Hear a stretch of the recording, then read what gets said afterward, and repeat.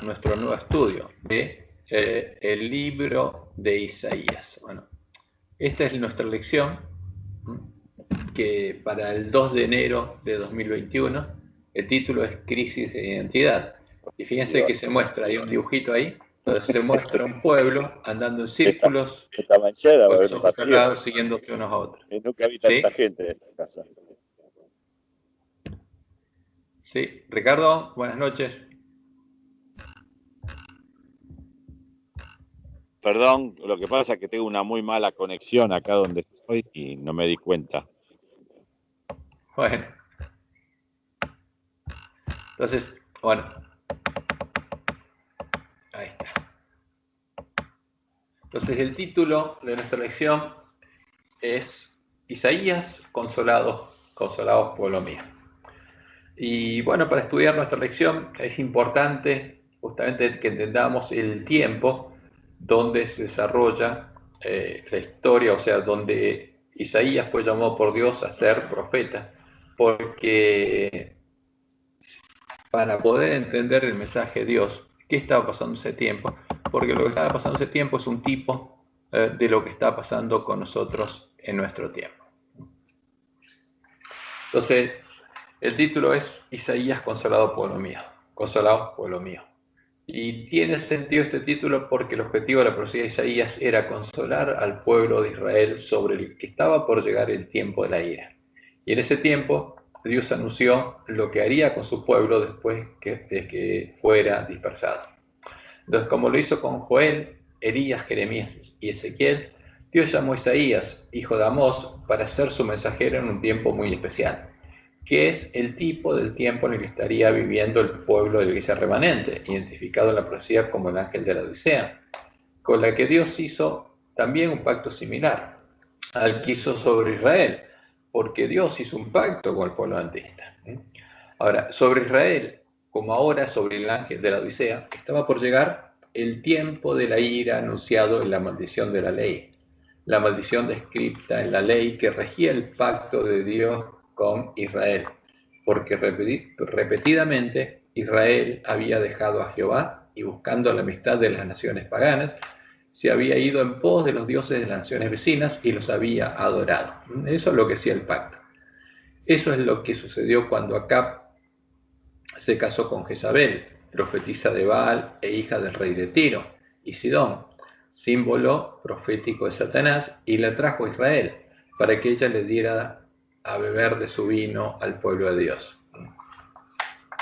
¿Y qué decía el pacto de Dios con Israel? Cuando leemos Deuteronomio 30, del 15 al 20, leemos lo siguiente. Mira que yo he puesto delante de ti hoy la vida y el bien, la muerte y el mal. Porque yo te mando hoy que ames a Jehová tu Dios, que andes en sus caminos y guardes sus mandamientos. Entonces, delante del pueblo de Israel había dos caminos. En uno estaba la vida y el bien, y el otro la muerte y el mal. Como ahora delante del pueblo dentista está puesta la puerta ancha y la puerta estrecha. Hay dos caminos y dos puertas. Porque yo te mando hoy que ames a Jehová tu Dios, que andes en sus caminos y guardes sus mandamientos, sus estatutos y sus decretos, para que vivas y seas multiplicado, y Jehová tu Dios te bendiga en la tierra a la cual entras para tomar posesión de ella. Mas si tu corazón se apartare y no oyeres, y te dejares extraviar, y te inclinares a dioses ajenos y les sirvieres, yo os protesto hoy que de cierto pereceréis. ¿Cuál sería el problema de Israel? Inclinarse a dioses ajenos y servirlos. No prolongaréis vuestros días sobre la tierra donde vais, pasando el Jordán para entrar en posesión de ella. A los cielos y a la tierra llamo por testigos hoy contra vosotros, que os he puesto delante la vida y la muerte, la bendición y la maldición. Escoge, pues, porque el pueblo de Israel tenía que escoger la vida, para que vivas tú y tu descendencia, amando a Jehová tu Dios, atendiendo su voz y siguiéndole a Él, porque Él es vida para ti. Y esto es importante. Estas palabras son muy importantes para Israel y para nosotros, porque la vida de ellos vendría de Jehová y la bendición vendría de Jehová. porque Jehová sería la vida de su pueblo y prolongación de tus días, a fin de que habites sobre la tierra que juró Jehová a tus padres, Abraham, Isaac y Jacob, que les había de dar. El pacto de Jehová con Israel era claro y establecía que si elegían amar y seguir a Jehová, atendiendo su voz, andando en sus caminos y guardando sus mandamientos, elegirían la vida y el bien, elegirían la bendición. Entonces, Jehová los bendeciría porque Jehová era vida para ellos. De él vendrían la vida y la bendición. Ellos serían especial tesoro de Jehová y Jehová sería el especial tesoro de Israel. ¿De qué cofre saldrían las bendiciones? De Jehová. El tesoro de Israel sería Jehová. Por eso, cuando él les dijo al pueblo israelita que ellos serían su especial tesoro, al mismo tiempo él sería el especial tesoro de Israel, de donde vendrían la bendición, la vida y el bien.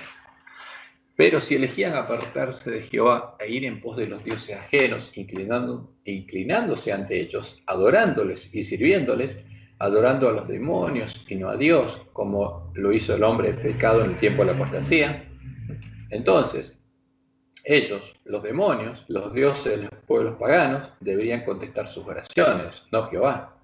Y de ellos vendrían sobre Israel la muerte y el mal, y perecerían.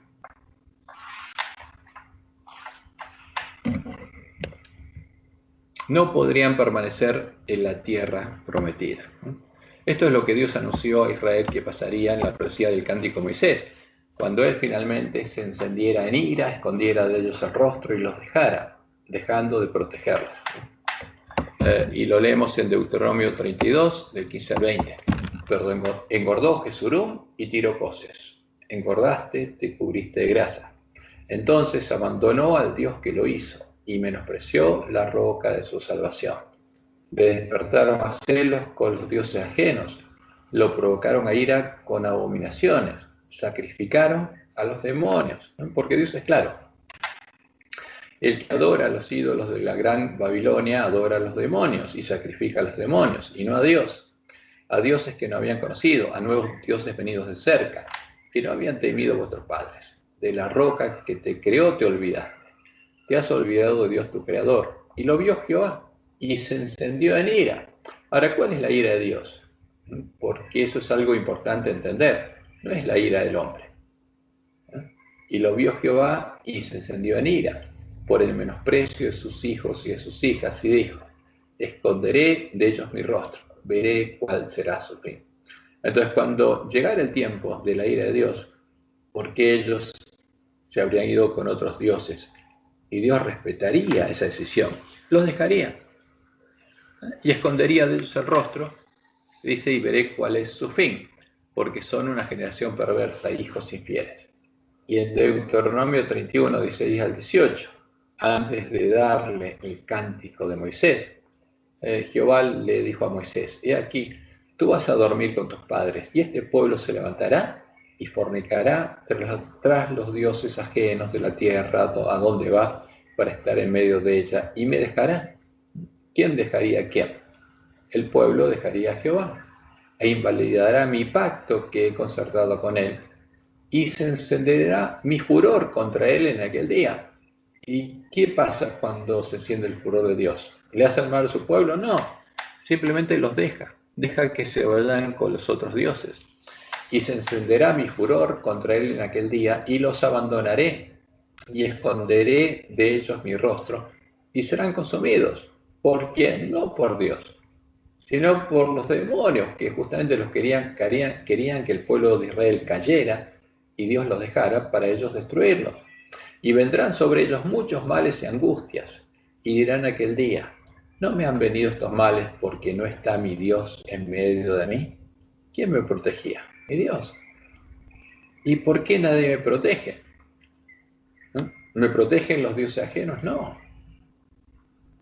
No me han venido estos males porque no está mi Dios en medio de mí, pero ciertamente yo escortaré mi rostro en aquel día por todo el mal que ellos habrán hecho, por haberse vuelto a dioses ajenos. Jehová le estaba avisando repetidamente a su pueblo, por medio de sus profetas, como lo hizo con Elías, Isaías, Jeremías, Ezequiel, que si no se volvían de sus malos caminos, él los dejaría. Este anuncio era hecho para que su pueblo escuchara sus palabras y se volviera a sus malos caminos antes que llegara sobre ellos el tiempo de la ira. Él los dejara en manos de lo que ellos habían elegido adorar y fueran llevados a las tierras de sus dioses, y en esas tierras los adoraran. Y eso es lo que leemos en Deuteronomio 28, versículos 36, 58 y 64. Jehová te llevará a ti y al rey que hubieres puesto sobre ti, a nación que no conociste ni tú ni tus padres, y allá servirás a los dioses ajenos, al palo y a la piedra. Entonces, si se dedicaban a adorar ídolos en la tierra de Israel, serían deportados y servirían a dioses ajenos, al palo y a la piedra, en la tierra de esos dioses. Si no cuidares de poner por obra todas estas palabras, todas las palabras de esta ley que están escritas en este libro, temiendo este nombre glorioso y temible. ¿Cuál es el nombre que tenían que temer? Jehová tu Dios. Y Jehová te esparcirá por todos los pueblos, desde un extremo de la tierra hasta el otro extremo, y allí servirás a dioses ajenos que no conociste tú ni tus padres, al leño y a la piedra. Y eso es lo que pasó con Israel.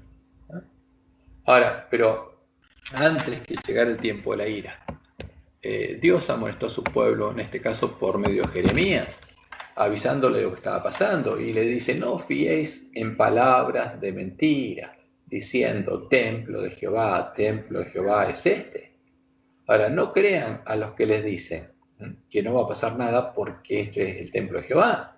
En nuestro caso, no confíen en palabras de mentira que les dicen: la iglesia adventista es la iglesia remanente, es la iglesia de Dios, no va a pasar nada, porque Dios anunció lo que pasaría con el pueblo adventista.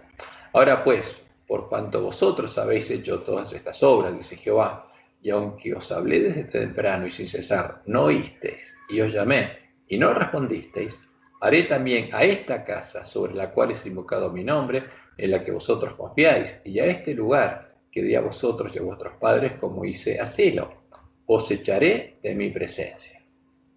¿Qué va a hacer Dios? Va a echar a ese pueblo de su presencia, como eché a todos vuestros hermanos, a toda la generación de Efraín. Esto se lo dijo al pueblo de Judá cuando estaba por llegar la ira sobre Judá. Y en Jeremías 23, 33 vemos claramente lo que Dios les dice. Y cuando te preguntara este pueblo, o el profeta, o el sacerdote, diciendo: ¿cuál es la profecía de Jehová? Les dirás: esta es la profecía. Os dejaré, ha dicho Jehová. ¿Qué va a pasar? Dios iba a dejar a ese pueblo. Ahora, es clara la advertencia, y la misma advertencia Dios le hace al pueblo adventista. Este mensaje de Dios debería ser oído a tiempo, para que el que lo oyera, lo obedeciera y se volviera a sus malos caminos, fuera salvo. Como Dios le dijo a Ezequiel: cuando yo dijera al impío: impío cierto morirás, si tú no hablares, para que se guarde el impío su camino, el impío morirá por su pecado, pero su sangre yo la demandaré de tu mano. O sea, cuando alguien sabe y conoce el significado del mensaje de Dios y calla, se pone en una situación complicada. Y si tú avisares al impío de su camino, para que se aparte de él, por amor, y él no se apartare de su camino, él morirá por su pecado, pero tú libraste tu vida. Tú, pues, hijo de hombre, di a la casa de Israel: vosotros habéis hablado así, diciendo: nuestras rebeliones y nuestros pecados están sobre nosotros, y a causa de ellos somos consumidos. ¿Cómo pues viviremos? Diles: vivo yo, dice Jehová el Señor, que no quiero la muerte del impío, sino que se vuelva el impío de su camino y que viva. Por eso Dios nos dice que cuando Él manda un mensaje, como el que le manda al ángel de la Odisea, es para que viva. Volveos de vuestros malos caminos. ¿Por qué moriréis, oh casa de Israel? ¿Por qué moriréis si los sigo llamando? Como Dios le mostró a Elena, ese es también el mensaje que Él le enviaría al ángel de la Odisea cuando nos enviara el profeta Elías. Ese es el mensaje que nosotros también deberíamos oír a tiempo, antes de que Él se aleje de nosotros, antes de que deje de llamarnos y nos vomite de su boca. Porque lo que Jesús dice es claro: te vomitaré de mi boca. Ahora, si no hay un cambio, te vomitaré de mi boca. Y en Ezequiel 8, de 5 al 18 leemos. Luego me dijo, ¿no ves, hijo de hombre? Vuélvete aún, verás abominaciones mayores que estas. Ahora, ¿dónde las vería? Jerusalén, cuando Ezequiel empezó su ministerio, ya había sido destruida. No la vería en Jerusalén. Esta es una profecía. Y como Dios le mostró en Ajuay, esta profecía se cumpliría en el tiempo de sellamiento del pueblo de Dios. En el tiempo de sellamiento del pueblo adventista. Vuélvete aún, verás abominaciones mayores que estas. Y me llevó al atrio de adentro de la casa de Jehová, y aquí, junto a la entrada del templo de Jehová, entre la entrada y el altar, como 25 varones, sus espaldas vueltas al templo de Jehová.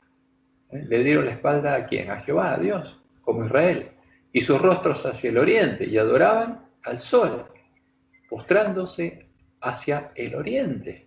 ¿Y quién es el sol? Es Baal. ¿El dios de quién? De Babilonia. Es el dios de Jezabel.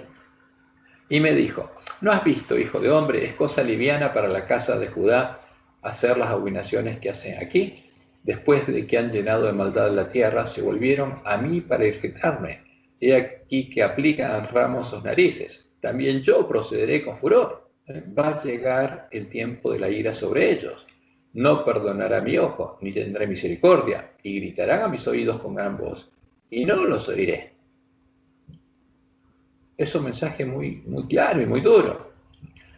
Y en Apocalipsis 3, 19 y 20 Jesús nos dice, yo reprendo y castigo a todos los que amo, sé pues celoso y arrepiéntete. Ahora el ángel de la Odisea no sabe de qué se tiene que arrepentir, pero cuando Dios nos revela que esto estaría pasando en la iglesia adventista, nos dice, de esto se tienen que arrepentir, de adorar al Dios de Jezabel. Y aquí dice Jesús, yo estoy en la puerta y llamo, y si alguno oye mi voz y abre la puerta, entraré a él y cenaré con él y él conmigo. Al poner línea sobre línea las palabras de la profecía, nos daríamos cuenta de cuál es el significado del anuncio de la profecía y de cuáles son las abominaciones que se cometen en Jerusalén. Pero Jerusalén es un símbolo de la iglesia. Justamente Jerusalén es el símbolo profético de la iglesia del Nuevo Pacto. Entonces nosotros no solo podríamos arrepentirnos, Dios nos enviaría a amonestar a nuestros hermanos de su parte. Si nosotros sabemos qué es lo que pasa en la iglesia, tenemos una responsabilidad. Como leemos en Apocalipsis 1:3, bienaventurado el que lee y los que oyen las palabras de esta profecía. Y después, ¿qué tienen que hacer? Guardan las cosas en ella escritas, porque el tiempo está cerca. ¿Y qué tienen que hacer para guardarlas? Tienen que predicarle a sus hermanos el mensaje al ángel de la Odisea y el mensaje de los 3 ángeles primero. Y como leemos en Ezequiel 3:17, hijo de hombre, yo te he puesto por atalaya a la casa de Israel, y oirás pues la palabra de mi boca. El que oye la palabra de Dios tiene una responsabilidad, y los amonestarás de mi parte, de parte de Jehová. Por eso Dios nos dice, aquí yo os envío el profeta Elías, antes que venga el día de Jehová, grande y terrible. ¿Y cuál es el mensaje de Elías? Es claro, es un mensaje dirigido a los que están adorando al sol, a Baal. Y acercándose Elías a todo el pueblo, dijo, ¿hasta cuándo claudicaréis vosotros entre dos pensamientos? Si Jehová es Dios, seguidle, y si Baal, id en pos de él. Decidan qué camino van a seguir. ¿Qué tienen delante? La vida y la muerte, la bendición y la maldición. Por eso en Joel 2:1 leemos, tocad trompeta en Sión y dad alarma en mi santo monte, tiemblen todos los moradores de la tierra, porque viene el día de Jehová, porque está cercano. ¿Y qué va a pasar el día de Jehová? Es el día en que Dios va a separar el trigo de la cizaña. La orden de tocar trompeta en Sión, en Jerusalén, es la orden de predicar el significado directo del mensaje que Jesús le envía al ángel de la Odisea, junto al mensaje de los 3 ángeles, en medio de la iglesia remanente, en medio del pueblo adventista. Este es el clamor de medianoche que despertaría a las vírgenes dormidas para que supieran que el día de la prueba y el sellamiento de la última generación del pueblo de Dios ha llegado y se arrepintieran y se prepararan.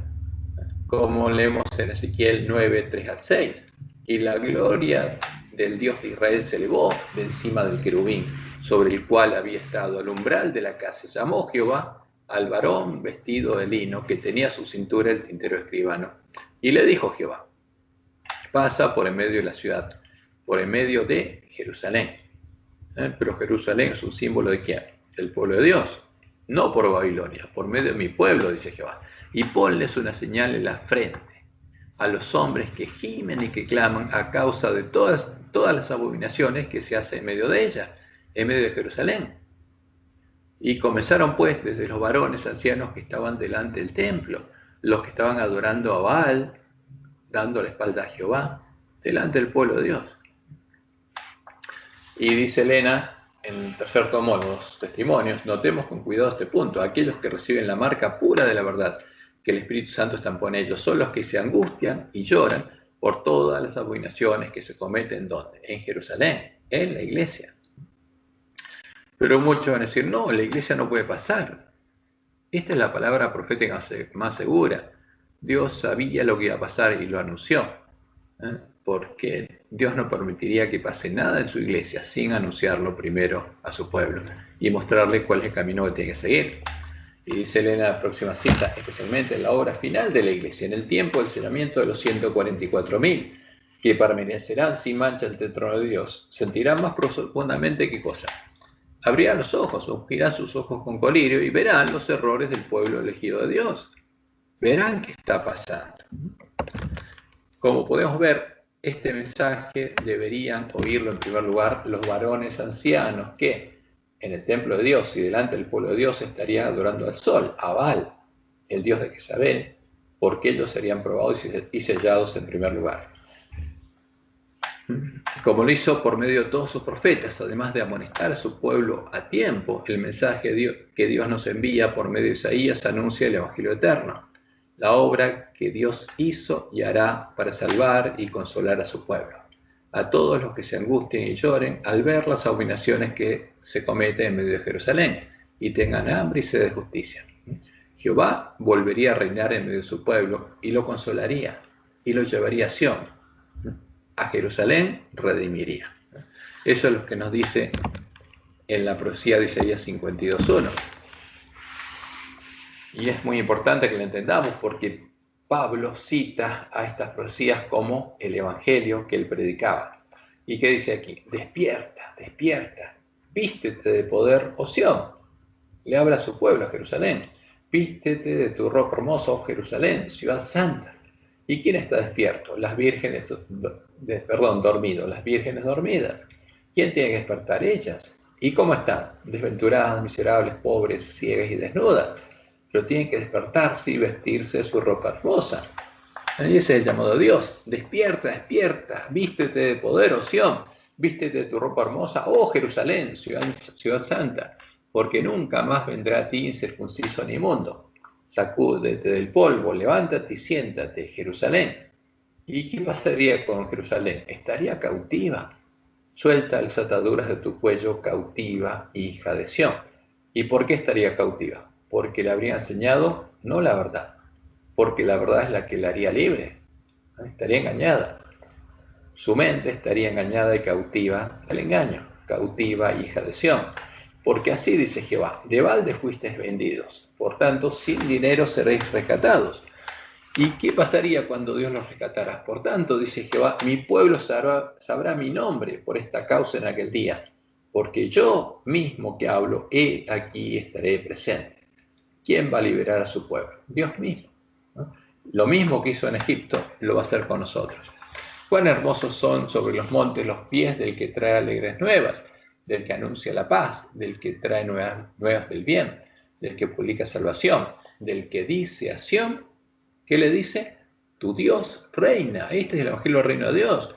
Tu Dios va a reinar sobre ti. Voz de tus atalayas alzarán la voz, juntamente darán voces de júbilo, porque a ojo verán que Jehová vuelve a traer a Sión. Ahora, ¿por qué? Porque los lugares asolados tienen que ser reedificados. ¿Dónde? La cima del monte Sión. Y Jehová va a volver a llevar a sus hijos a la cima del monte Sión, hasta que haya 144.000 que estén con Jesús en la cima del monte Sión. Cantad alabanzas, alegraos juntamente, soledades de Jerusalén, porque Jehová ha consolado a su pueblo. A Jerusalén a redimir. Y acá es muy claro. ¿A quién redimió? A su pueblo. ¿Y cómo lo llama la profecía Dios a su pueblo? Jerusalén. Después miré, y aquí el Cordero estaba en pie sobre el monte de Sión, y con él 144.000 que tenían el nombre de él y el de su padre escrito en la frente. Y también tenía escrito el nombre de la ciudad de Dios, la Nueva Jerusalén, porque ellos eran parte de la iglesia triunfante. Y nosotros sabemos que luego llegaría el día de Jehová, y Jehová iría con ellos a la batalla final, la batalla de Armagedón. Como leemos en Isaías 50 del 10 al 12.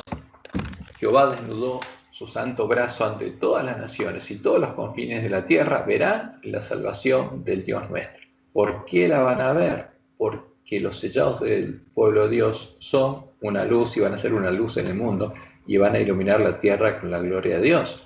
Apartaos, apartaos, salid de ahí. No toquéis cosa inmunda, salid de medio de ella. Y ahora viene el llamado a salir de Babilonia. Purificados los que lleváis los utensilios de Jehová, porque no saldréis apresurados ni iréis huyendo, porque Jehová irá delante de vosotros y os congregará el Dios de Israel. Y como dice Jesús en Apocalipsis 16, y los reunió el lugar que en hebreo se llama Armagedón, Armonte, Magedón, el monte Megiddo, ahí donde estaba, ahí fue donde Elías, en el monte Carmelo, enfrentó a los profetas de Baal. Y Dios lo tomó como un tipo de la última batalla. Y en Isaías 43, 1 y 2, Dios nos dice, va a venir el tiempo de angustia, pero no temas, porque yo te redimí. Le puse nombre, mío eres tú. Cuando pases por las aguas, yo estaré contigo. Yo voy contigo a la batalla. Y si por los ríos, no te anegará. Cuando pases por el fuego, no te quemarás, ni la llama arderá en ti. Y como dijo Jesús, y será predicado este evangelio del reino. ¿Cuál? El que Dios anunció en Isaías 52, y predicaba la iglesia primitiva, y vivía la iglesia primitiva en todo el mundo, para testimonio a todas las naciones, y entonces vendrá el fin. Ahora, sin que el pueblo antista haga esta obra, no puede llegar al fin. Sin que recupere el conocimiento de la verdad, no puede llegar al fin. Y por eso es esencial para el pueblo antista entender la profecía de Isaías, porque en la profecía de Isaías está la mayor parte del anuncio de la profecía sobre lo que es el Evangelio del Reino de Dios. Como lo estudiaremos en este trimestre, en síntesis, la profecía de Isaías anuncia. Fíjense, estos son los anuncios de la profecía de Isaías. Anuncia cómo a partir de Isaías Dios revelaría la profecía en lengua de tartamudos. Y eso es algo llamativo, un poquito allí, un poquito allá. Porque dice algo y deja de hablar. Y después dice algo y deja de hablar. Y lo hace así para cerrarla ante los ojos de los profetas y de los impíos, hasta que llegara el tiempo y él mismo les abría ante nuestros ojos y nuestros oídos y nos la hiciera oír. Anuncia la llegada del tiempo de la ira sobre el reino de Israel y sobre Judá y Jerusalén. Y la obra que harían Asiria, la bestia babilónica y la bestia medopersa, siendo la obra de Ciro un tipo de la obra del Mesías también. Anuncia la reedificación de los lugares asolados por Babilonia, a partir de la orden de Ciro. Anuncia la identidad, la venida, la educación y la obra del Mesías, el Cordero de Dios, y lo llama el renuevo de Jehová. Anuncia el establecimiento del reino de Dios y la llegada del año de la buena voluntad de Jehová. Anuncia la obra que deberían hacer los siervos fieles en el tiempo del fin, para reedificar los lugares asolados por la Babilonia espiritual. Anuncia la predicación final del Evangelio del Reino de Dios, cuando sus siervos, sus renuevos, sus hijos, iluminarán la tierra con la gloria de Jehová, anunciando que está por finalizar el año de la buena voluntad de Jehová y está por llegar el día de la venganza del Dios nuestro.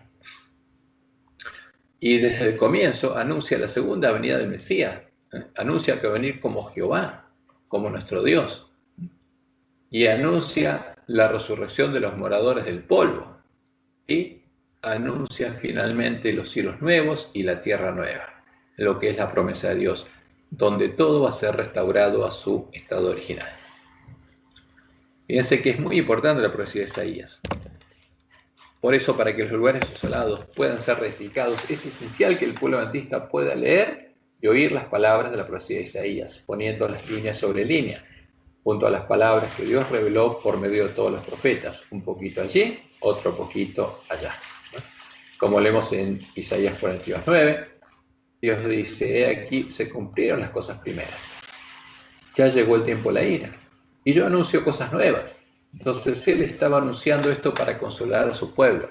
Antes que salgan a la luz, antes que se cumplan las cosas nuevas, yo os las haré notorias. Y vamos a ver todo el anuncio que hay respecto a nuestra generación, que es muy importante. Y la promesa de Dios es que Él nos las haría notorias. Y bueno, por supuesto tenemos que pedirle a Él que cumpla su promesa y nos guíe a toda verdad. Y ahora vamos al estudio de esta semana. El título es llamativo: Crisis de identidad. Ahora, ¿por qué se puso este título? Porque el libro de Isaías comienza con la descripción del estado del pueblo de Dios en ese tiempo, el pueblo de Judá e Israel, que es representado en nuestras lecciones, las lecciones del ángel de la Odisea, como un pueblo ciego, sin conocimiento, que anda en círculos, siguiéndose unos a otros en medio de la oscuridad, sin ser conscientes que sobre ellos estaba por llegar el tiempo de la ira y Dios los dejaría. Ahora, pero al hacer esto, el ángel de la Odisea se está representando a sí mismo, porque el mensaje al pueblo de Dios en ese tiempo es el mensaje que Dios le dirige al ángel de la Odisea. Y veamos Isaías 1:1-3. Visión de Isaías, hijo de Amós. Entonces, cuando empieza justamente el libro de Isaías, Isaías cuenta que esto es lo que él vio. Visión de Isaías, hijo de Amós, la cual vio acerca de Judá y Jerusalén, en días de Usías, Jotán, Acaz y Ezequías, reyes de Judá. Porque el misterio de Isaías duró el tiempo de estos reinados y murió en el reinado de Ezequías. Oíd cielos y escucha tú, tierra, porque habla Jehová. ¿Y qué dice Jehová? Y es duro lo que dice. Crié hijos y los engrandecí, y ellos se rebelaron contra mí.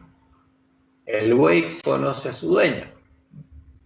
¿Qué pasa con el buey? Conoce a su dueño, a su señor, y el asno el pesebre su señor. Pero Israel no entiende. No conoce a su dueño, no conoce a Jehová, porque se rebelaron contra Jehová. Mi pueblo no tiene conocimiento, dice Dios. Mensaje duro, pero real. Y Elena, encontramos esta cita en el viernes, donde Elena dice lo siguiente: el que pretendía ser el pueblo de Dios se había separado del Eterno, y había perdido su sabiduría y pervertido su entendimiento. No podía ver, estaba como el ángel de la Odisea, no podía ver muy lejos, pues se olvidó de que había sido limpiado de sus antiguos pecados. Se movía inquieta y seguramente en la oscuridad, procurando borrar de su mente el recuerdo de la libertad, la seguridad y la felicidad que antes había tenido. Esta descripción es similar a la descripción que Dios hace del pueblo de su pueblo en este tiempo. El ángel de la Odisea, el ángel de la iglesia remanente, pero como en el tiempo de Isaías, su pueblo tampoco puede verlo. Porque podemos hablar de otros, pero no podemos vernos. Y escribe el ángel de la iglesia en la Odisea: y aquí el amén, el testigo fiel y verdadero, el que dice la verdad, el principio de la creación de Dios, dice esto: yo conozco tus obras, que ni eres frío ni caliente. Ojalá fuese frío o caliente, pero cuanto eres tibio y no frío ni caliente, te vomitaré de mi boca. Ahora, y lo va a hacer. ¿Qué tiene que hacer el ángel de la Odisea para que Jesús no lo vomite de la boca? Porque tú dices: yo soy rico y me he enriquecido, y de ninguna cosa tengo necesidad, y no sabes, y estás ciego. No sabes que tú eres un desventurado, miserable, pobre, ciego, y estás desnudo, y te crees rico. Entonces, ¿qué tiene que hacer el ángel de la Odisea para que Jesús no lo vomite a su boca? Tiene que cambiar, tiene que hacer algo, ¿no? Como en nuestro tiempo, Dios continúa llamando a su pueblo al arrepentimiento. Y vamos a profundizar un poco en el tiempo del ministerio de Isaías. Isaías nació en el reino de Judá en la primera parte del siglo VIII a.C. y ejerció su ministerio antes, durante y después de la llegada del tiempo de la ira sobre Israel, ocurrida en el 722 a.C., con la posterior caída de Samaria del reino de Israel en el 723 a.C., en manos de Asiria, y la consiguiente dispersión de las 10 tribus del norte, completada en el año 721 a.C. Porque esto pasó enseguidilla. Dios se retiró del reino del norte, Asiria lo pudo invadir en el 722, en el 723 logró hacer caer Samaria, y fue una matanza terrible en Samaria, y finalmente deportó a todos los miembros de las tribus del norte y los llevó a las tribus de Medo-Persia, de Media. Y ahí los desterró y trajo pueblo de Media y lo puso en la tierra de Israel. Y de ahí vinieron los samaritanos, que eran paganos, traídos de Media y puestos en las tierras de Israel. E Isaías murió durante el reinado de Ezequías. Pero ¿cómo murió? No de muerte natural, porque el hijo de Ezequías, Manasés, lo mató y lo aserró, como indica la tradición judía, en el año 695 a.C. Y por supuesto Manasés después llegó a ser rey de Israel y fue un rey perverso. Isaías inició su ministerio después que Elías y Eliseo amonestaran el reino del norte, en el tiempo de los siguientes reyes de Judá: Usías, que también lo llamaban Azarías; Jotam reinó del 748 al 732, Acaz del 732 al 715 a.C. y Ezequías del 715 al 687 a.C. y Manasés del 687 al 642 a.C., que a su vez fue padre de Amón, que reinó del 642 al 640, y Manasés fue abuelo de Josías. Fíjense, y Josías reinó del 640 al 609 a.C.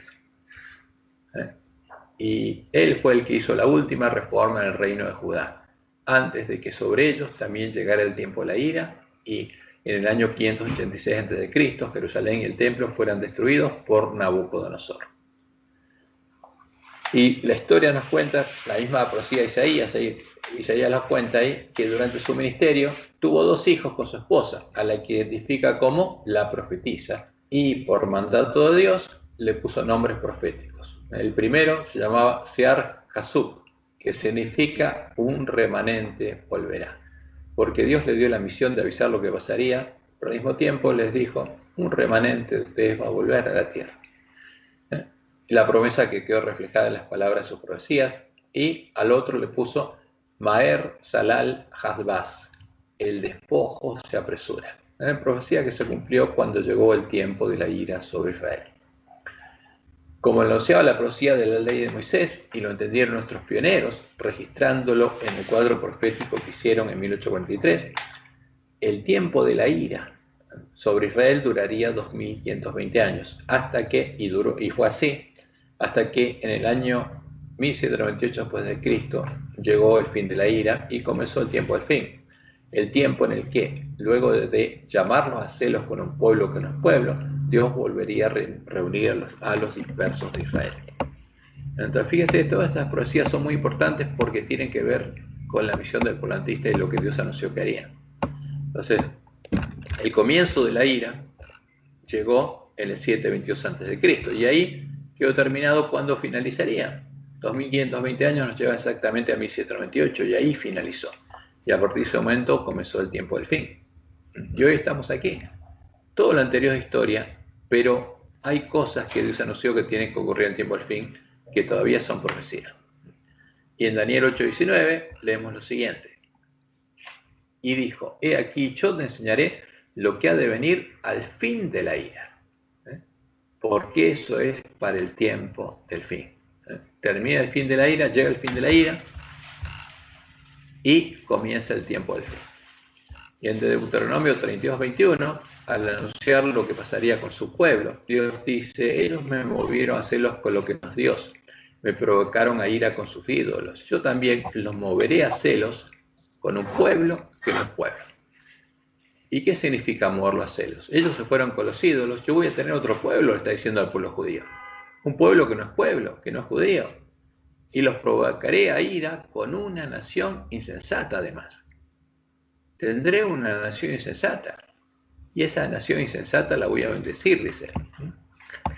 En esta profecía, el pueblo que no es pueblo es el remanente de los gentiles que son parte de la iglesia de Cristo. Es el pueblo de la iglesia remanente, nosotros, que al llegar a estar en la condición del ángel de la Odisea, se habría convertido en una nación insensata, en un pueblo sin conocimiento. Y Dios dice, voy a provocar a ir al pueblo judío con el ángel de la Odisea. ¿Con quiénes? Con los que escuchen su voz. Y Pablo lo explicó claramente.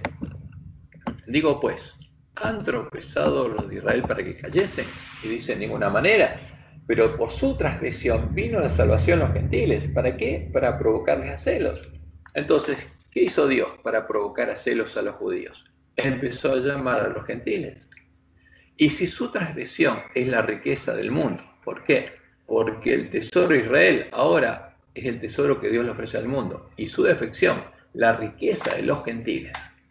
Porque Jehová ahora era el especial tesoro de los gentiles que aceptaban el Evangelio. ¿Cuánto más su plena restauración, dice Pablo? Porque a vosotros hablo, gentiles, a los cristianos que eran gentiles. Por cuanto yo soy apóstol a los gentiles, honro mi ministerio, por si en alguna manera pueda provocar a celos a los de mi sangre y hacer salvos a algunos de ellos. Porque Pablo conocía la profecía y sabía que el pueblo que no es pueblo era la iglesia cristiana, los gentiles de la iglesia cristiana. ¿Cuándo podrá Dios cumplir su promesa y provocar a celos a Israel? Como él lo anunció por medio de Daniel, lo hará después de llegar a tener un remanente entre los gentiles que dejen de ser insensatos. Un remanente que deje de ser insensato y llegue a ser entendido. Lo hará en el tiempo de angustia, durante la predicación del fuerte pregón del mensaje del tercer ángel, cuando los entendidos que resplandecerán y enseñarán la justicia a la multitud. Justamente cuando haya entendidos que resplandezcan y enseñen la justicia a la multitud. Entonces, Dios llamará celos a los sobrevivientes de Israel, cuando vean cómo una gran multitud de gentiles sale de la gran Babilonia y entran por las puertas de la ciudad de Dios.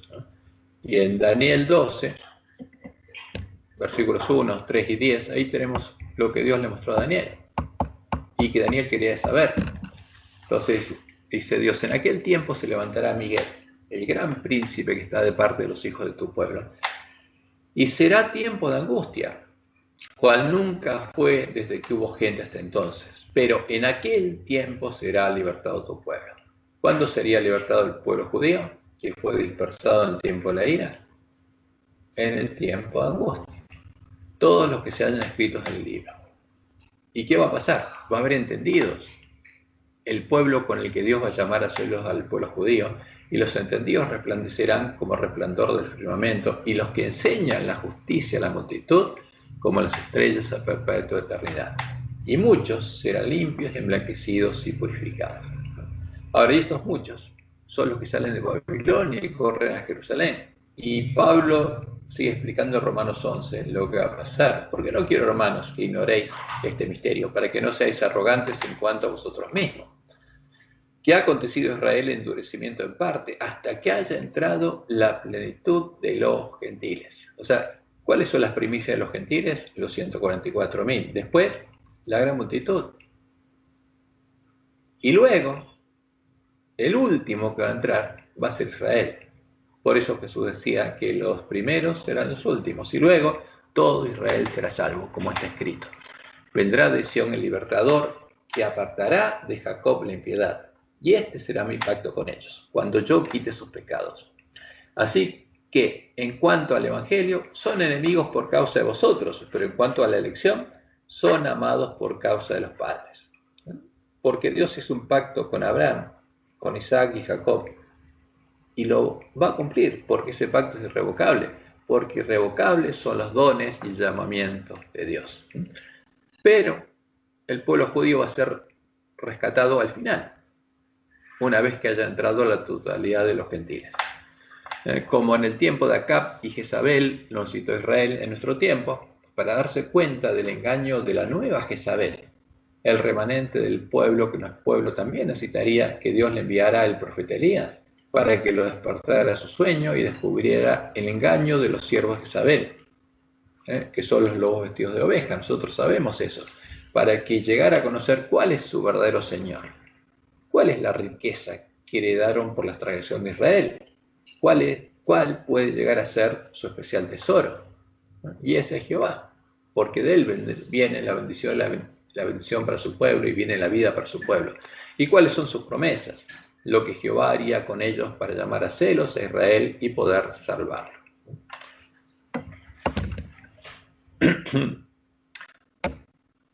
Ahora, vamos a avanzar rápidamente. Vamos a leer cuál es el mensaje de Dios para su pueblo, ayer y hoy. Porque si Israel es nuestro tipo, como lo dice claramente Dios en la profecía de Isaías, lo que estaba pasando con ellos y el mensaje de Dios a ellos es el mensaje de Dios a nosotros. El mensaje que Dios le empieza a dar a su pueblo, al pueblo de Jerusalén, por medio de Isaías, es claro y directo, para que su pueblo pueda oírlo y arrepentirse a tiempo. Y en Isaías 1:4 lo dice: oh gente pecadora, pueblo cargado de maldad, generación de malignos, hijos depravados, palabras muy fuertes, dejaron a Jehová y se fueron detrás de los ídolos, provocaron a ira al Santo de Israel, se volvieron atrás. El pueblo de Israel, como Dios lo dice, había dejado a Jehová, se había ido en pos de los ídolos y había provocado a ira a Jehová. Por esa causa habían caído sobre ellos los primeros males anunciados en la maldición de la ley. Su tierra ya estaba destruida y muchas de sus ciudades puestas a fuego por sus enemigos, y estaba por llegar sobre ellos la ira anunciada en la ley. Dios estaba por apartar de ellos. Porque cuando uno lee la maldición de la ley, hay muchos pasos que Dios daría y permitiría que le vinieran males para que se repitiera, y cada vez que se repetían, Dios los libraba. Pero llegaría el momento en que ellos ya no irían más y Dios se apartaría de ellos. Y Dios le sigue diciendo en Isaías 1:5-8: ¿por qué queréis ser castigados aún? O sea, ¿no se dieron cuenta lo que está pasando? ¿Todavía os rebelaréis? Toda cabeza está enferma y todo corazón doliente. Desde la planta del pie hasta la cabeza no hay en él cosa sana, sino herida, hinchazón y podrida llaga. No están curadas ni vendadas ni suavizadas con aceite. Vuestra tierra está destruida, vuestras ciudades puestas a fuego, vuestra tierra delante de vosotros comida por extranjeros y asolada como asolamiento de extraños. Y queda la hija de Sión como enramada en viña y como cabaña en melonar, como ciudad asolada. Pero, como en el tiempo de Elías, aún quedaba un remanente que no había doblado sus rodillas ante Baal, ante los dioses de las naciones vecinas, los dioses de la gran ciudad que se llama Babilonia, Sodoma de Egipto, como sí lo habían hecho los dirigentes de Israel. Y en ese remanente, por ejemplo, estaría Daniel y sus compañeros. Y leemos en Isaías 1, del 9 al 10. Si Jehová de los ejércitos no nos hubiese dejado un resto pequeño, un remanente pequeño, y ese es un tipo para el pueblo adventista, como Sodoma fuéramos, y semejantes a Gomorra. Y ahí Dios le dice a los dirigentes del pueblo, llama príncipes de Sodoma, porque son los primeros que se habían corrompido. Príncipes de Sodoma, oíd la palabra de Jehová, escuchad la ley de nuestro Dios, pueblo de Gomorra. El pueblo de Dios no conocía la ley de Dios. ¿Por qué? Porque sus príncipes tampoco la conocían y no se la enseñaban. Como nosotros, el pueblo de Israel necesitaba volver a oír y entender la ley de Dios para poder guardarla, para poder ser perdonado y limpiado de sus pecados y poder vivir. Aún era el tiempo de gracia para ellos, y por medio de Isaías, Dios los estaba llamando a reconciliarse con él. Y fíjense cómo sigue el mensaje de Dios. ¿Para qué me sirve, dice Jehová, la multitud de vuestros sacrificios? Hastiado estoy de holocaustos de carneros y de cebo de animales gordos. No quiero sangre de bueyes, ni de ovejas, ni de machos cabríos. ¿Quién demanda esto en vuestras manos cuando venís a presentaros delante de mí para hollar mis atrios? no me traigáis más vana ofrenda. ¿Qué les dice Dios? Esta ofrenda es vana, no sirve para nada, porque la ofrenda en sí misma no sirve para nada, es un símbolo. Lo importante es lo que tiene en el corazón. El incienso me es abominación, luna nueva y día de reposo, el convocar asambleas, no lo puedo sufrir. Son iniquidad vuestras fiestas solemnes, dice también vuestras fiestas solemnes. Vuestras lunas nuevas y vuestras fiestas solemnes las tiene aborrecidas mi alma. Ahora, eran las fiestas solemnes de Jehová. Y Dios aborrecía eso. ¿Por qué? Me son gravosas, dice. Cansado estoy de soportarlas. ¿Por qué? Porque ese pueblo no tenía conocimiento, no sabía qué significaba ni qué estaba haciendo. Y les dice, cuando extendáis vuestras manos, yo esconderé de vosotros mis ojos. Cuando oren, yo no los voy a escuchar. Asimismo, cuando multipliquéis la oración, yo no oiré. Llenas están de sangre vuestras manos. Y el pueblo de Dios no tenía conocimiento y no conocía la ley. Y no podía justamente ser perdonado por Dios. Para que su ofrenda no fuera en vano y sus fiestas solemnes no fueran en iniquidad, el pueblo de Israel necesitaba oír y entender la ley de Jehová, la ley de la gracia. Necesitaba entender lo que sucedía cuando iba al santuario llevando su ofrenda para obtener el perdón de sus pecados. Necesitaba entender que la sangre de sus holocaustos no era una ofrenda para Jehová, sino la sangre de las víctimas inocentes eran un símbolo de lo que Dios debería hacer a causa de haberles perdonado sus pecados, para manifestar su justicia, para que el santuario pudiera ser purificado, para que él pudiera ser declarado justo cuando fuera juzgado. Porque, como él mismo lo explicaría cuando anunciara la venida del Mesías, él mismo estaba cargando los pecados perdonados de su pueblo. Isaías 43, 23 al 25. No me trajiste a mí los animales de tus holocaustos, ni a mí me honraste con tus sacrificios. No te hice servir con ofrenda, ni te hice fatigar con incienso. No compraste para mí caña aromática por dinero, ni me saciaste con la grosura de tus sacrificios, sino, dice, pusiste sobre mí la carga de tus pecados. Me fatigaste con tus maldades. ¿Dónde están tus maldades? Sobre mí. Yo soy el que borro tus rebeliones por amor de mí mismo, y no me acordaré de tu pecado. Entonces, al comienzo de Isaías, Dios le dice, es vana la ofrenda, no sirve de nada. Ahora, si yo no te perdono y borro tus pecados y cargo tus pecados, no sirve de nada. En sí misma no sirve de nada. Lo único que sirve es la fe, porque el justo por la fe vivirá. Por esa causa, como lo había anunciado la ley de Moisés y lo anunciaría por medio de Isaías, el macho cabrío con cuya sangre el santuario sería purificado de todos los pecados perdonados a su pueblo, era un símbolo de él mismo, porque Jehová mismo debería hacerse hombre para salvarnos. Como Emmanuel, luego de vencer al pecado de la carne, él llegaría a ser el cordero adulto y sin mancha, con cuya sangre sería quitado el pecado del mundo y el santuario sería purificado. Como leemos en Levítico 16, 8 al 9. Y echará suertes Aarón sobre los dos machos cabríos. Una suerte por Jehová, un macho cabrío representa a Jehová, y otra suerte por Azazel, y el otro representa a Satanás. Y hará traer a Aarón el macho cabrío sobre el cual cayere la suerte por Jehová, y lo ofrecerá en expiación. ¿Quién va a morir?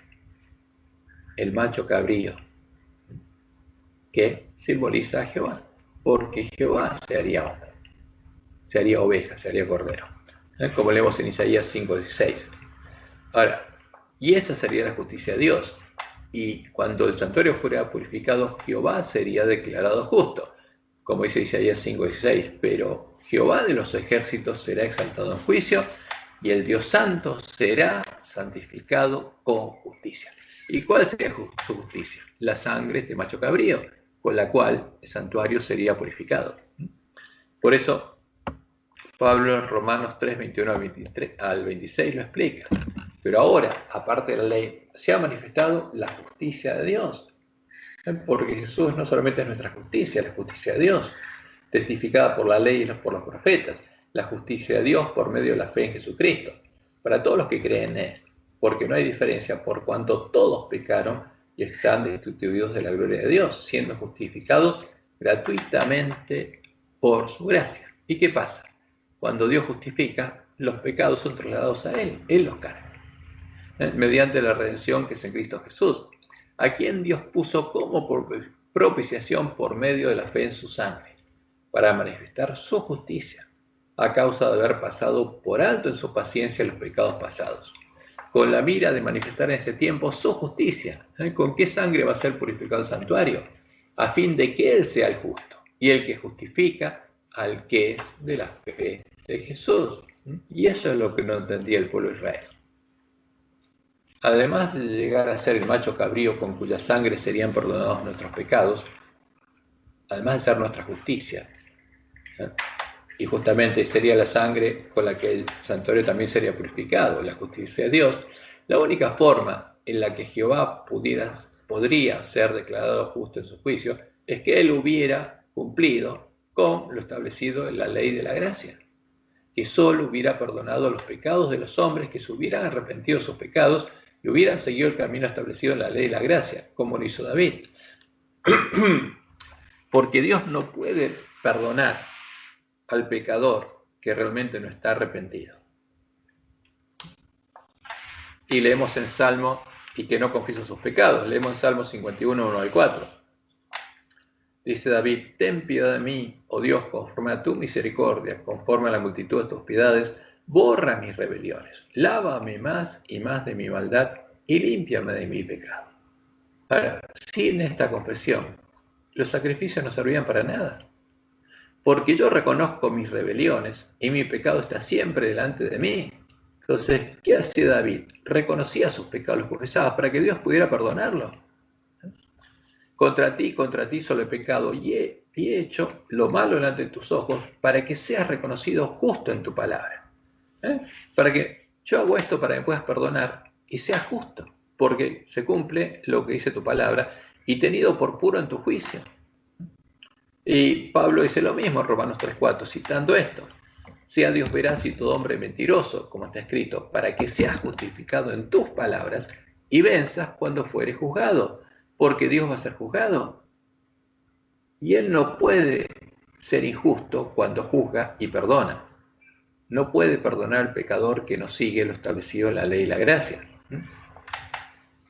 Y leemos en Éxodo 34, 5 al 7. Y Jehová descendió en la nube y estuvo allí con él, proclamando el nombre de Jehová. Y pasando Jehová por delante de él, proclamó: Jehová, Jehová, fuerte, misericordioso y piadoso, tardo para la ira y grande en misericordia y verdad. ¿Cómo? Fuerte, misericordioso y piadoso. Tardo para la ira, porque la ira viene al final, pero grande en misericordia y verdad. O sea, el tiempo de misericordia es grande y el de la ira corto. El que guarda misericordia a millares, que perdona la iniquidad, la rebelión y el pecado. Perdona, pero, fíjense, y que de ningún modo tendrá por inocente al malvado. ¿Quién es el malvado? Al que Dios no puede perdonar. El que no está arrepentido y el que practica el pecado sin arrepentirse. Y eso es lo que estaba haciendo Israel.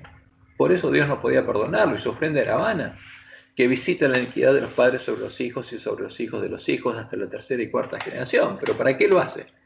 Para perdonar a todos los que lo aman y guardan sus mandamientos.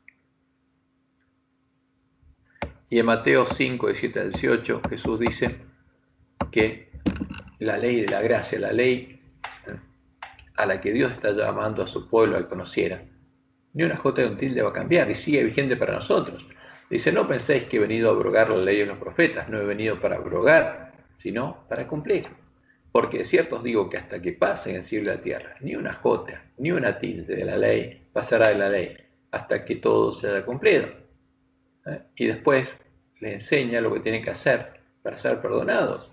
Por tanto, si traes tu ofrenda al altar y allí te acuerdas que tu hermano tiene algo contra ti, deja allí tu ofrenda delante del altar y anda. Tenés que hacer algo, porque si no tu ofrenda es vana. Y reconcíliate primero con tu hermano, porque eso es lo que Dios quiere, que te reconcilies con tu hermano primero. Y entonces ven y presenta su ofrenda, que ya no va a ser una vana ofrenda, ¿Por qué? Porque eso es lo que Dios estableció en la ley. Por ejemplo, en Levítico 6, 1 al 7 leemos: habló Jehová a Moisés diciendo: cuando una persona pecare e hiciere prevaricación contra Jehová, y negare a su prójimo lo encomendado o dejado en su mano, porque es un tema delicado, es un pecado eso, o bien robare, o calumniare a su prójimo, hable mal detrás por la espalda de él, o bien, o habiendo hallado lo perdido, después lo negare, porque si uno halla algo perdido no es de uno. Y jurar en falso, en alguna de todas aquellas cosas en que suele pecar el hombre. Entonces, habiendo pecado y ofendido, restituirá aquello que robó, o el daño de la calumnia, o el depósito que se le encomendó, o lo perdido que lo halló, porque no es de él, o todo aquello sobre lo que hubiere jurado falsamente, lo restituirá por entero a aquel a quien pertenece, y añadirá a ello la quinta parte en el día de su expiación.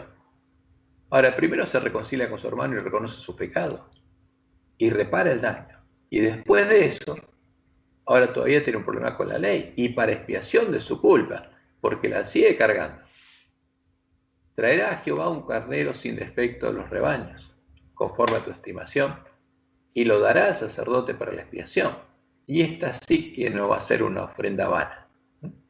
Y el sacerdote hará expiación por él delante de Jehová, y obtendrá perdón de cualquiera de todas las cosas en que suele ofender. Ahora, pero esto no lo estaba haciendo el pueblo de Israel, tenía que conocer la ley, porque era gente que hacía maldad y creía que llevando un animalito obtenía el perdón, sin arrepentirse. No entendía lo que estaba haciendo.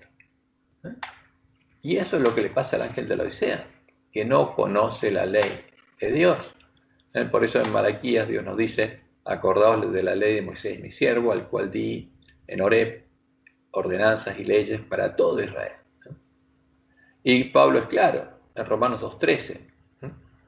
¿Por qué pasa? ¿Quién tiene que ser justificado? El violó la ley moral. Ahora, ¿cómo puede ser justificado? Solamente hay un camino, siguiendo el camino a la ley de la gracia. Porque no son los oidores de la ley. ¿De qué ley? La ley de la gracia, los justos ante Dios, sino que los hacedores de la ley, de la gracia, serán justificados. Y eso es lo que Dios quería enseñarle a el pueblo de Israel en el tiempo de Isaías. Y por supuesto, Jesús y los apóstoles enseñaban a todos los cristianos, y todos los cristianos lo guardaban, porque si no, no podían ser perdonados por Dios. Como Jesús mismo lo enseñó, para que nuestra ofrenda no sea vana, para no hacer vana la sangre de Cristo, porque Él es nuestro Cordero ahora, Él es nuestra justicia, tenemos que pedir perdón a Dios luego de haber cumplido lo establecido, la ley de la gracia. Si no, no vamos a ser perdonados. Eso es lo que Dios quería que entendiera e hiciera el pueblo de Israel para poder perdonarlo, como leemos en Isaías 1, 16 al 18.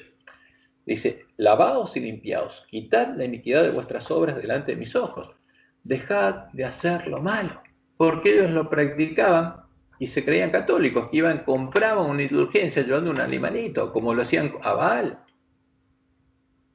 y no conocían la ley, no conocían a Jehová. Dejad de hacer lo malo, aprended a hacer el bien, buscad el juicio, restituid, como dice la ley, al agraviado, haced justicia al huérfano, amparad a la viuda. Venid luego, primero tenéis que hacer eso, como enseñó Jesús. Venid luego, dice Jehová, y estaremos a cuenta. Ahora, el perdón es seguro, pero tienen que hacer lo que dice la ley, tienen que venir arrepentidos, si no, no los puedo perdonar. Venid luego, dice Jehová, y estemos a cuenta. Si vuestros pecados fueren como la grana, como la nieve, serán emblanquecidos. Si fueren rojos como el carmesí, vendrán a ser como blanca lana. Y así es sencillo es. Si quisiereis y oyereis, comeréis el bien de la tierra. Si no quisiereis y fuereis rebeldes y quieren ser sus caminos y seguir pecando, seréis consumidos de espada, porque la boca de Jehová lo ha dicho.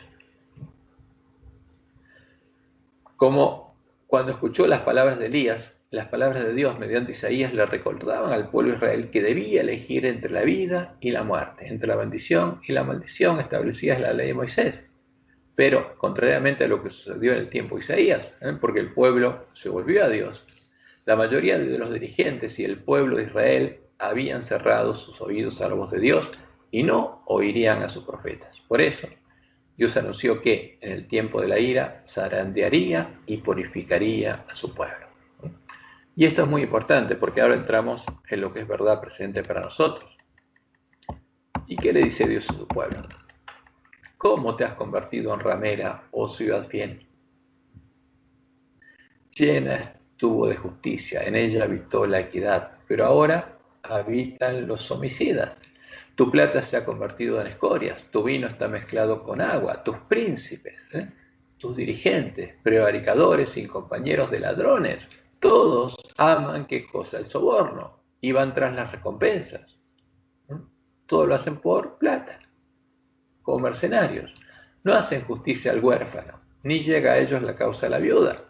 Por tanto, dice el Señor Jehová de los ejércitos, el fuerte Israel, tomaré satisfacción de mis enemigos. O sea, tus príncipes se convirtieron en mis enemigos, dice. Me vengaré de mis adversarios, se convirtieron en mis adversarios. Y volveré mi mano contra ti, y limpiaré hasta lo más puro tus escorias, y quitaré toda tu impureza. Porque Dios quiere una ciudad fiel de nuevo, que no sea ramera y que sea pura. Y esa es la iglesia triunfante. Entonces Dios está hablando de lo que haría con su pueblo, y especialmente en el tiempo del fin y en el tiempo en que vino Jesús. Como vamos a ver que anunció por medio de Isaías, restauraré tus jueces como al principio y tus consejeros como eran antes. Entonces te llamarán ciudad de justicia, ciudad fiel. ¿Pero a cuál llamarían así? No a la ciudad típica, sino a la antitípica. Está hablando de su iglesia, que sería la ciudad fiel, la Sión del Santo Israel. Sión será rescatada con juicio y los convertidos de ella con justicia. ¿Por qué? Porque llegarán a ser parte de la nueva Jerusalén, el antitipo de la Jerusalén física. Y esa Jerusalén es la iglesia de Cristo. Esta promesa solo podría cumplirse cuando se hubiera manifestado la justicia de Dios, cuando el renuevo de Jehová, el varón cuyo nombre es el renuevo, hubiera brotado sus raíces, hubiera vencido y se hubiera convertido en el primogénito entre muchos hermanos. Entonces vería el linaje, vería a sus hermanos, a los sobrevivientes de Israel y quedaría satisfecho, como dice Isaías 4, 2 al 6. En aquel tiempo, el renuevo de Jehová será para hermosura y gloria, y el fruto de la tierra para grandeza y honra a los sobrevivientes de Israel. Porque no todos morirían, habría sobrevivientes que tendrían vida. Y acontecerá que el que quedare en Sión, porque habría un zarandeo terrible, que el que quedare en Sión y el que fuere dejado en Jerusalén será llamado santo. Todos los que en Jerusalén estén registrados entre los vivientes, cuando el Señor lave las inmundicias de las hijas de Sión y limpie la sangre de Jerusalén de medio de ella, con espíritu de juicio y con espíritu de devastación. ¿Cuándo ocurriría eso? Cuando hubiera venido el Mesías y hubiera un zarandeo en medio de Jerusalén. Y los impíos serían destruidos junto a la ciudad de Jerusalén. Pero el pueblo de Dios ya estaría habitando en el reino de Dios, en Sión, que era un símbolo, en la Jerusalén, que era el antitipo de la ciudad de Dios en el antiguo pacto. Y creará Jehová sobre toda la morada del monte de Sión y sobre los lugares de sus convocaciones, nube y oscuridad de día y de noche resplandor de fuego que eche llamas, porque sobre toda gloria habrá un dosel y habrá un abrigo para sombra contra el calor del día, para refugio escondedero contra el turbión y contra el aguacero. Ahora, como esto se iba a cumplir, Dios mandó primero ¿a quién? A Juan el Bautista para que haga la obra de Elías, a su pueblo, porque venía el Mesías, y después mandó a su pueblo a predicarlo a sus hermanos hasta que vieran a Jerusalén rodeada de ejércitos. La profecía se empezaría a cumplir con la venida del Mesías y Juan el Bautista es el que lo anunció. Fíjense que anunció que se cumpliría lo que dice Isaías 4, 2 al 6. En aquellos días, leemos en Mateo 3, del 1 al 10, vino Juan el Bautista predicando en el desierto de Judea y diciendo, arrepentíos, porque el reino de los cielos se ha acercado. ¿Qué reino era? el reino que Dios establecería, que es simbolizado por el monte de Sión, porque Jesús y los 144.000 estarían en ese reino. Y un monte es un reino, este es el reino de Dios. Arrepentidos porque el reino de los cielos se ha acercado. Pues este es aquel de quien habló el profeta Isaías, cuando dijo, Isaías 43, voz que clama en el desierto, preparad camino a Jehová, enderezad en la soledad calzada a nuestro Dios. Y Juan estaba vestido de pelo de camello y tenía un cinto de cuero alrededor de sus lomos y comía, y su comida era langostas y miel silvestre. Y salía a él Jerusalén y toda Judea y toda la provincia de alrededor del Jordán, y eran bautizados por él en el Jordán, confesando sus pecados. ¿Y qué pasó? Bueno, Juan conocía la profecía de que Dios hablaba a los príncipes de su pueblo, y al ver él que muchos de los fariseos y de los saduceos venían a su bautismo, les decía, generación de víboras, ¿quién os enseñó a huir de la ira venidera? ¿Por qué se iban a bautizar? Porque querían huir de la ira venidera. Haced pues frutos dignos de arrepentimiento. No se bauticen solamente, sino tienen que tener frutos dignos de arrepentimiento. Y no penséis decir dentro de vosotros mismos, a Abraham tenemos por padre, porque yo os digo que Dios puede levantar hijos a Abraham aún de estas piedras. Y ya también el hacha está puesta al raíz de los árboles. ¿Por qué? Porque va a haber un zarandeo. Y en Sión solo van a quedar los que estén escritos en el libro de la vida. Y por eso el hacha ya está puesta al raíz de los árboles, van a ser cortados. Por tanto, todo árbol que no da buen fruto es cortado y echado en el fuego. El zarandeo viene, el cumplimiento de la profecía viene. Y solo van a quedar dentro de la Jerusalén de Dios, en el monte de Sión, en la iglesia cristiana. ¿Quiénes? Los que estén anotados en el libro de la vida. Y el resto va a ser destruido en Jerusalén. Y antes que la Jerusalén simbólica fuera destruida por Roma, junto con los impíos, el remanente, el pueblo judío, ya había entrado al reino de Dios y ya estaba morando en Sión, porque a partir de Pentecostés del año 31 fueron llamados a entrar al reino de Dios y estaban morando en Sión, en la Jerusalén antitípica, la ciudad santa que sería asolada por los gentiles y sería sustentada por Dios. Está de más, lo voy a borrar. Fíjense que la profecía, especialmente Isaías 11, dice que la ciudad santa, el antitipo de Jerusalén, la iglesia cristiana, sería hollada por los gentiles por 1260 años y sería sustentada por Dios en el desierto por 1260 años, hasta que, al final del siglo XIII, el lugar santuario de Dios fuera echado por tierra. Esta profecía se volvería a cumplir en el tiempo de la última generación de Jerusalén, el tiempo en el que el pueblo de Jerusalén estaría en la condición del ángel de la Odisea, el tiempo en el que serían reedificados los lugares asolados, antes que en Jerusalén fueran separados definitivamente el trigo de la cizaña. Y como ocurrió en el tiempo del siglo I, cuando venga el zarandeo, los sellados van a estar morando en Sión, en Jerusalén, y los otros no. Habrán entrado por otra puerta. ¿Sí? Si alguno tiene alguna pregunta, simplemente abre el micrófono y lo pregunta. Creo que estamos grabando, ¿no? Voy a verificar. Estábamos grabando. Sí, grabando. Entonces, como leemos en Malaquías 4, 1 al 3, Dios anunció lo que pasaría en este tiempo, después que Él le mandara a su pueblo el profeta Elías. Porque aquí viene el día ardiente como un horno, y todos los soberbios y todos los que hacen maldad serán estopa. Aquel día que vendrá los abrazará, ha dicho Jehová de los ejércitos, y no les dejará ni raíz ni rama, serán cortados. Mas a vosotros, los que teméis mi nombre, los que temen a Jehová, nacerá el sol de justicia, y en sus alas traerá salvación, y saldréis y saltaréis como cerros de la manada. Hollaréis a los malos, los cuales serán ceniza bajo las plantas de vuestros pies, en el día en que yo actúe, ha dicho Jehová de los ejércitos. O sea que este zarandeo escatológico ocurre cuando llega el día de Jehová y Dios separa el trigo de la cizaña, como Jesús lo dijo en Mateo 13, el 40 al 43. De manera que como se arranca la cizaña y se quema en el fuego, pero ya hay plantas de cizaña madura y plantas de trigo maduro. Así será el fin de este siglo, el fin del tiempo de la iglesia militante, que dura durante las 7 iglesias. Va a ser el fin de la Odisea, porque después solo va a quedar la iglesia triunfante, la Nueva Jerusalén.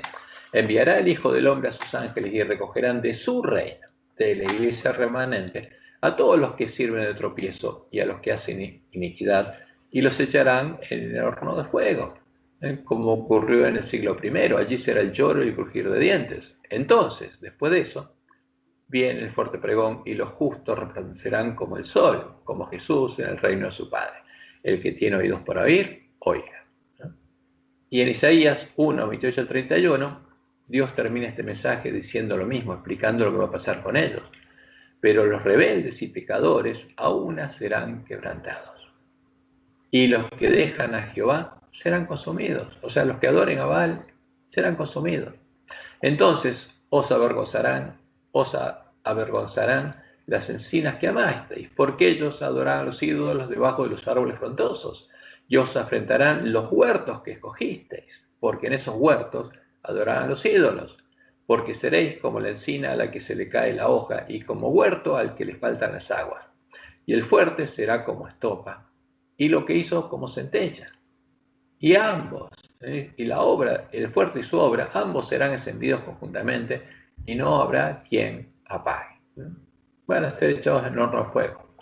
Como Dios le mostró a Isaías, esto es lo que ocurriría en lo postrero de los tiempos de Judá, con los impíos del pueblo judío, en el tiempo de la primera venida del Mesías, y ocurriría en lo postrero de los tiempos de Jerusalén, en el tiempo previo a su segunda venida, con los impíos de la iglesia remanente, antes que fuera llamada la gran multitud de las naciones a subir al monte de Jehová, y antes que ese llamado se extendiera a los dispersos de Israel. Y lo encontramos en Isaías 2, del 1 al 5, porque sigue la profecía, la separación la hicieron los hombres. Lo que vio Isaías, hijo de Amós, acerca de Judá y Jerusalén. Porque Dios le mostró que pasaría con Judá, el pueblo judío, y Jerusalén es la iglesia cristiana. Acontecerá en lo postrero de los tiempos de Judá y de Jerusalén, que será confirmado el monte de la casa de Jehová como cabeza de los montes, el monte de Sión, y será exaltado sobre los collados, y correrán a él todas las naciones. Y esto es del fuerte pregón. Y vendrán muchos pueblos y dirán: venid y subamos al monte de Jehová, a la casa del Dios de Jacob, y nos enseñará sus caminos, y caminaremos por sus sendas. Fíjense que esto ocurrió cuando la iglesia primitiva empezó a predicarle a los gentiles, y tiene que ocurrir ahora en el fuerte pregón. Porque de Sión saldrá la ley, y de Jerusalén la palabra de Jehová, y juzgará entre las naciones, y reprenderá a muchos pueblos. Y volverán sus espadas en rejas de arado, y esta es la última generación, y sus lanzas en hoces. No alzará espada nación contra nación, ni se adiestrarán más para la guerra. Y ahí viene el llamado, después del llamado a los otros pueblos, al pueblo de Dios: venid, oh casa de Jacob, vuelvan, y caminaremos a la luz de Jehová. Luego llegaría el tiempo de su segunda venida, cuando los impíos se meterían debajo de las rocas. Y esto es lo que Dios sigue describiendo en Isaías 2. Métete en la peña, escóndete en el polvo de la presencia temible de Jehová y del resplandor de su majestad. La altivez de los ojos del hombre será abatida, y la soberbia de los hombres será humillada. Y Jehová solo será exaltado en aquel día. Porque día de Jehová de los ejércitos vendrá sobre todo al soberbio y altivo, sobre todo enaltecido, y será abatido. La altivez del hombre será abatida, y la soberbia de los hombres será humillada. Y solo Jehová será exaltado en aquel día. Y quitará totalmente los ídolos, y se meterán en las cavernas de las peñas, porque hasta ese momento estarían adorando a los ídolos. Y en las aberturas de la tierra, por la presencia temible de Jehová y por el resplandor de su majestad, cuando él se levante para castigar la tierra. Aquel día arrojará el hombre a los topos y murciélagos sus ídolos de plata y sus ídolos de oro, que le hicieron para que adorase. ¿Quién? Sus dirigentes le pusieron ídolos para que los adoren. Y se meterá en las hendiduras de las rocas y en las cavernas de la tierra, de las peñas, por la presencia formidable de Jehová y por el resplandor de su majestad, cuando se levante para castigar la tierra. Y como dice Apocalipsis 6, del 15 al 17, que es el mismo testimonio, y los reyes de la tierra, y los grandes, los ricos, los capitanes, los poderosos, y todo siervo, y todo libre, se escondieron en las cuevas y entre las peñas de los montes, y decían a los montes y a las peñas, caed sobre nosotros y escondednos del rostro de aquel que está sentado sobre el trono y de la ira del Cordero, porque el gran día de su ira ha llegado. ¿Y quién podrá sostenerse en pie?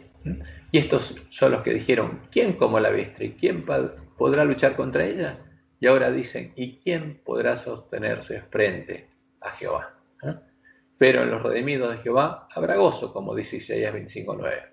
Y se dirá en aquel día, he aquí, este es nuestro Dios. Le hemos esperado y nos salvará. Este es Jehová a quien hemos esperado. Nos gozaremos y nos alegraremos en su salvación. Pero en Isaías 5 hay un cántico, y es el lamento de Jehová por su pueblo, porque Dios ama a su pueblo. En el capítulo 5 encontramos el cántico donde se escucha el lamento de Dios por el estado de su pueblo, y por lo que iba a suceder con él cuando se cerrara la puerta de gracia y llegara el tiempo de la ira. Y dice Isaías, ahora cantaré por mi amado, el cantar de mi amado a su viña, porque este es el cantar de Dios a su pueblo. Tenía mi amado una viña en una ladera fértil, la había cercado y despedregado y plantado de vides escogidas, había edificado en medio de ella una torre, y hecho también en ella un lagar, y esperaba que diese uvas, y dio uvas silvestres. ¿Y qué uvas dio? Las que Dios describe en el cántico de Moisés. Uvas que tienen vino amargo, veneno serpiente de su vino. Ahora pues, vecinos de Jerusalén y varones de Judá, juzgad ahora entre mí y mi viña. ¿Qué más se podía hacer a mi viña que yo no haya hecho por ella? ¿Qué hizo Dios por nosotros? Hasta vino como cordero y dio su vida. ¿Cómo? Esperando yo que diese uvas, ha dado uvas silvestres. ¿Por qué? Porque adoraron a los demonios y no a Dios.